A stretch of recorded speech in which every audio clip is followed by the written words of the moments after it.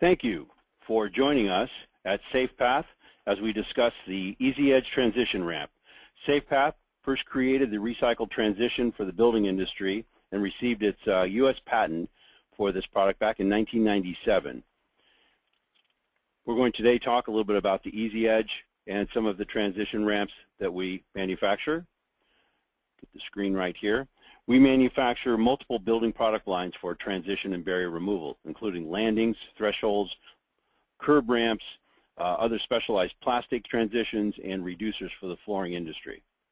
We are located in Northern California, in the last of the northern basins up here, about 150 miles from Sacramento. Today we're going to talk about the benefits and some of the features of the Easy Edge transition ramp. There are the Easy Edge transition ramp itself is manufactured using recycled tire materials, and there are over 350 million tires discarded every year in the U.S. These are among some of the largest and problematic sources of waste in our country, and due to the large volume of these, the problem is the durability. They can cause serious environmental problems in addition to holding wastewater and becoming a habitat for vermin and mosquitoes. As mentioned, we were the first to patent a recycled rubber transition. Today's presentation is primarily going to focus on the Easy Edge ramp and discussing crumb rubber, molding, and then the types of processes that go into manufacturing this product. We'll be reviewing, it's 100% recycled rubber, tire and passenger tire rubber. We use high compression molding processes with hundreds of tons of hydraulic pressure using compression molds under heat to make these products. We use a high percentage of binder, and we use a durometer, which we'll talk about what that is in a second, of over 65, and we have a high SCOF rating as well. It should be noted that all of our products are made 100% or entirely in the United States. So let's talk a little bit about what crumb rubber is and how that works. There's many forms of recycled tire materials, many qualities of the crumb rubber produced in this country. You'll get many different types of products from these types of materials. There are various processes to use to get the crumb rubber out of these tires. There's shredding, there's peeling machines, chippers, and other things that are used. One of the questions we always get is, how do you get the metal out? And that is done by debeating machines that take out the cables on each side of the inside of the tire, and then as it's ground up with knives and classifiers, continue to sort this material using magnets to get rid of all of the material of metal, and then air and other processes are used for the cloth and other types of rayon and rayon and other things that are in the tire itself. So there's quite a bit of processing that goes into getting actual crumb rubber. We use only the best. We use very small mesh size. We use a lot of binder, and that gets us a much better product, and we're going to talk a little bit about how that's done in a second. As you can see in this photograph, we have a 1/4 inch mesh all the way down to 60. So you'll get many different variations on the blends that are used. As you well know, there's many products made from recycled tires. Some of them have EPDM, as that one on the left, for colorization. There's others that are used for tiles for playground apparatuses. There's architectural and agricultural products made, pathways, walking systems, I-beam bricks. You'll get different types of products based on the type of material that you're using in the actual process. So let's talk about the durometer. A durometer is we refer to this as the shore hardness, and this is the shore hardness scales, and this gives you an idea from where a gummy bear would be a 10, where you get a hard wheel on a shopping cart to be up into the 90s, 95 or so. As you can see, the recycled tire material, as you see, real tire material comes down to around 60 to 65, and that's where we try to live by making our products about as hard as originally the tire was in the beginning. So the lower number of a shore hardness rating will give you a softer product. Often with softer products, they'll be more vulnerable to UV. They'll be vulnerable to be actually tear and rip apart. And you'll notice some of the products that you'll find in your local commercial hardware stores and such. Those materials can rip very easily. It's because of the binders, the large size mesh. They don't use high tonnage, and so you won't get a part that has the durability as the Easy Edge product does. Now let's talk a little bit about SCOF. The SCOF is the static coefficient of friction, and what that is friction between two or more solid objects that are not moving relative to each other, and therefore the static friction can prevent an object from sliding down a sloped surface. So as you can see here, the formulas used in testing is to determine how slippery a product is against another surface. In our instance, we tested for our products on multiple surfaces, and we'll talk about those results. But I want to mention to you that the slip, trip, and fall that happens in this country is the third largest, is the single largest cause for accidental death of individuals 65 and older. And that comes from a CDC report. It also happens to be the third largest classification for deaths in this country of all ages. So it's a very serious problem, and obviously it comes from industry. It also comes from around the home. Most of the instances where we're finding seniors falling, the 65 and age group older, was around the home, around thresholds, around bathrooms, and kitchens. So as we see the population of the baby boomers continuing to grow, we're going to see greater attention being paid to the surface and the SCOF rating, if you will, of the products that they walk on, whether it be flooring materials or, in this instance, ramp materials, which compete with steel and aluminum, which can be even metal, concrete even, and metal, and even wood can become slippery in wet, rain, and frost environments. As you can see, we have the ADA has recommendations for ramp surfaces for SCOF ratings of 0.8. SafePath and Van Duren Industries exceed those ratings with our particular products in our testing. We also exceed the path traveled as recommended by ADA. And even though it's recommended, it's not mandated. Typically, recommendations will show up as mandates later on.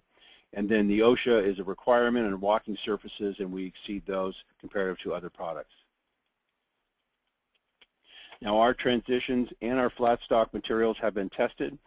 This was tested some time ago, but yet we may want to do this again because we believe our ramps even have a higher rating now than they did before, and that is because we have dispensed with using any silicone mold releasing with our materials and our molds. So our proprietary process of being able to take products out of molds without having silicone on them ends up with a much higher SCOF rating, a much safer product, and one of which is probably real close beating to the flat stock. Feel free to call any one of our representatives and we can send you these testing results. And we've tested this with many different substrates and many different type of shoe material as well, which is done in a rather extensive testing under ASTM requirements. So feel free to call us and ask us anytime. I believe these will be posted on the website as well.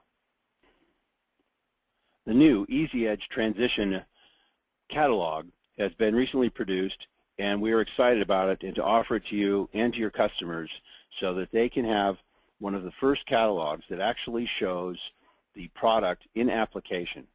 But before we get to that, I want to mention that the Easy Edge Transition ramp has been on This Old House, has been featured by the History Channel, and is again the first with the U.S. patent, utility patent. So let's talk a little bit about what is in this catalog, and of these multiple pages of catalog with specs and installation information and other things that are in the back. The point I want to kind of make to you now is each product has its own product number, and it's important to refer to that when ordering. It also has a product title, which is called the Easy Edge, and we have many different ramp products, so it's good to know which one you're referring to at that time. We have product dimensions in here which give you the actual dimension of the product, as you can see in this photograph. And I might mention that we have multiple photographs of each product in application. And in this particular studio, this door system is built to go up and down and fit perfectly with each transition. That's why you see a perfect application in each case.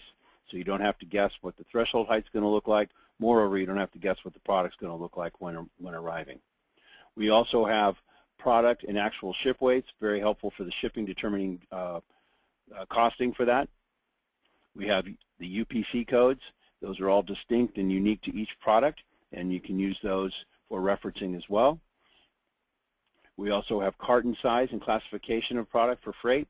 Our freight class is 55. And the carton size may vary. We may have some changes in this coming, but this was very useful for folks wanting to know how much inventory room is going to be taken up on the shelves when they're ordering a stocking order.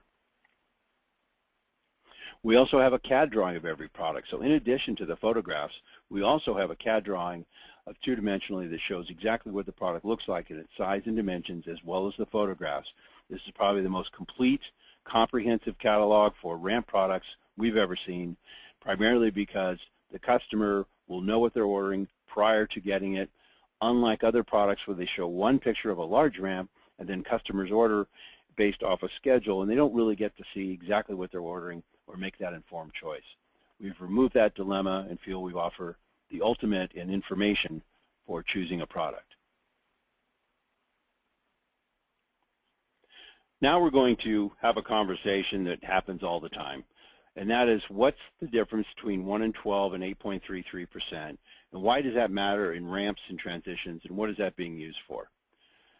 Typically what happens is individuals consider 1 and 12, and 1 and 12 stands for the convention of 1 foot of travel, or length or run, versus the rise, which would be 1 inch. So 1 and 12, so for instance, 1 and 12, if I had a 1-inch high threshold or vertical barrier, and I went out 12 inches, that would give me my ADA required length of ramp I need for that application. Okay, knowing that, we look at the ADA and we talk about 303 changes in level. The ADA and ANSI and the rest give a 1/4 inch vertical anywhere in our physical environment to meet code. So that 1/4 inch requirement as a vertical rise is as much as you can have out in the field in application. So the ADA also says that under 303.3 beveled, you can actually go up to 1/2 inch if that second 1/4 inch is 1 and 2. So let's take review here for a second. So we get a free vertical 1/4, and then we get another 1/4 inch if it goes at a 45 or 1 and 2, and then we start measuring our ramp slope. So that is why when we look at our transitions in the SafePath model, we don't have it as an aggressive front approach as allowable by law or regulation, and that's primarily because the consumer doesn't want it. But we do mitigate it a little bit and take advantage of that free vertical rise that you get at the front of a ramp so that we can meet the codes. So let's take a look.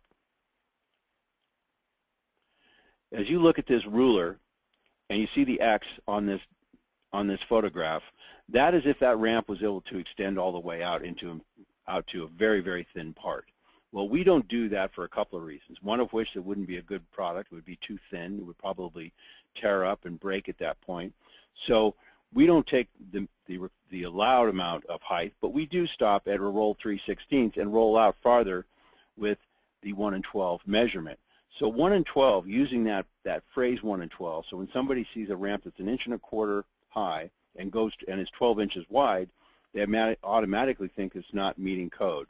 As you can see, the 1 and 12 slope here would extend out to where the X is. So what we've done is taken advantage of the front part, and that explains why 1 and 12 is not the true measuring factor, but really at the end of the day, the most important element is that when you're measuring slope, you are no steeper, if you will, than 8.33. Your transition has to be less than or equal to 8.33%. Okay, so now let's talk about what to measure for at a threshold. So you look at strike side, you look at hinge side, and you look at center of door. So as you can see here, we have number 1 would represent the strike side, or latch side as we call it. Number 2 would be the center of the doorway, and 3 would be the hinge side. It is important to always measure those 3 in application because sometimes the height will be different on one side than the other.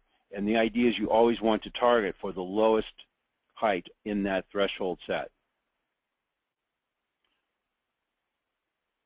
So as you can see in this drawing, if you had 1 inch at the strike side, 1.5 inches in the center, and 1 inch at the hinge side, you would pick a 1-inch high threshold transition ramp for that and use some build-up material for that 1.5-inch part that would be in the center.